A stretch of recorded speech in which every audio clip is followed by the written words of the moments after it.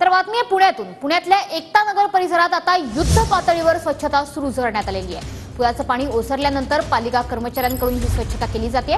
रोगराई पसरू नये म्हणून पुणे महापालिकेकडून औषधांची फवारणी सुरू आहे। 3 दिवसांपासून एकता नगर परिसरातला वीज पुरवठा सुद्धा अद्यापही खंडितच आहे।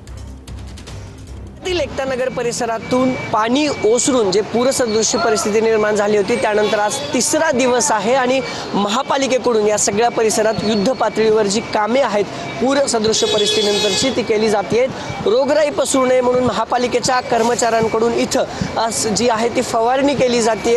अनेक वाहनं महापालिकेची ते दाखल झालेली आहेत। पुराचं पाणी या सगळ्या परिसरात खरंच आलं होतं आणि त्यानंतर वीज पुरवठा या सगळ्या परिसरातला खंडित झाला होता आणि आज 3 दिवसानंतरही हा सगळा वीज पुरवठा जो आहे तो खंडितच असलेला पाहायला मिळतोय। हा सगळे ग्राउंड फ्लोअरची घरं आहेत ज्या या सगळ्या परिसरात जवळपास 20 ते 22 पेक्षा अधिक सोसायट्या या सगळ्या परिसरांमध्ये आहेत आणि तिथून सगळा वीज पुरवठा खंडित झाला होता, कारण पार्किंगमध्ये म्हणजे पहिल्या मजल्यापर्यंत हे पाणी होतं। जनजीवन हळूहळू या सगळ्या परिसरातलं पूर्ववत व्हायला सुरुवात झाली आहे। वीज पुरवठा मात्र अजूनही खंडित आहे, पण इतर कामाला पुणे महानगरपालिकेकडून युद्ध पातळीवर सुरुवात झालेली पाहायला मिळते आहे।